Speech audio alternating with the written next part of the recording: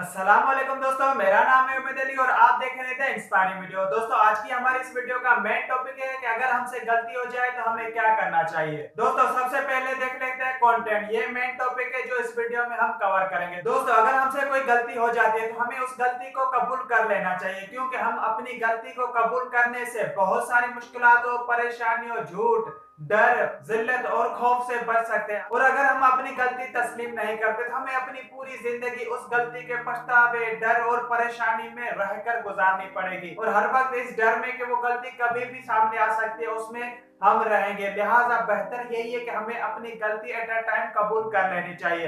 दोस्तों, गलती कबूल करने का फायदा एक जबरदस्त एग्जांपल से समझने की कोशिश करते हैं। दोस्तों, फॉर एग्जांपल आप किसी ऑफिस में कोई जॉब करते हैं, आपको अचानक एक दिन लेट हो जाती है और उसी दिन आपका बॉस ये देखने के लिए कि कौन जल्दी आता है और कौन देर से आता है, ऑफिस में सबसे पहले आकर सामने चेयर रख के बैठ जाता है। और इस दिन आपको भी लेट हो जाती है। जैसे ही आप लेट ऑफिस पहुंचते हैं तो बॉस आपकी ठीक ठाक करते हैं, वो आपको काफी सुनाते हैं, आपको वार्निंग देते हैं कि अगर तुम नेक्स्ट टाइम लेट आए तो तुम्हारे लिए बिल्कुल अच्छा नहीं होगा, और ये कहकर आपको जाने देते हैं। दोस्तों, ये वार्निंग मिलने के बाद आप बहुत परेशान होते हैं। आप रेगुलर ऑफिस पूरे टाइम पर जाते हैं और काफी दिनों तक के जाते हैं, लेकिन बॉस नहीं आ रहे होते तो आप कहते हैं कि चलो अपनी किस्मत आजमा के देखता हूँ, आज मैं ऑफिस लेट जाता हूँ। और इनकेस आपका बैड लक कि आप जैसे ही उस दिन लेट गए, उस दिन अगेन बॉस आपसे पहले आकर ऑफिस में सामने चेयर रख के बैठे कि कौन लेट आ रहा है, कौन देर से आ रहा है। अब आपको पता है कि मुझसे गलती हुई है, मैंने अच्छा नहीं किया। अब खुद को महफूज करने का, खुद को बचाने का यहाँ पर आता है बेहतरीन तरीका। यहाँ पर आती है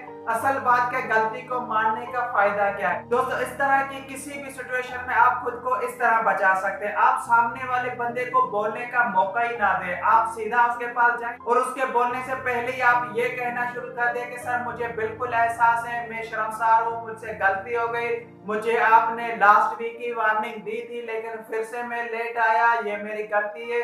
इस तरह से अगर आप खुद अपनी गलती एक्सेप्ट करेंगे तो सामने से बॉस भी नरम आवाज से कहेगा कि चलो ठीक है भाई, होता रहता है, ऐसा कभी कभी हो जाता है। आगे से आप नहीं सर, ड्यूटी तो ड्यूटी होती है, ड्यूटी कायम टाइम पे करनी चाहिए, तो बॉस कहते हैं कि भाई नहीं लो इसको इतना संजीदा, तुम हमारे ऊपर टेंशन ले रहे हो, चलो ठीक है आगे से ऐसा नहीं करना। दोस्तों, ये था फायदा अपनी गलती को मानने का। दोस्तों, कंटेंट लिस्ट में जो टॉपिक नंबर 2 है वो ये है कि जैसे ही आपने सामने बॉस को पाया, आपको पता था कि बॉस से कड़वी बात सुननी ही पड़ेगी।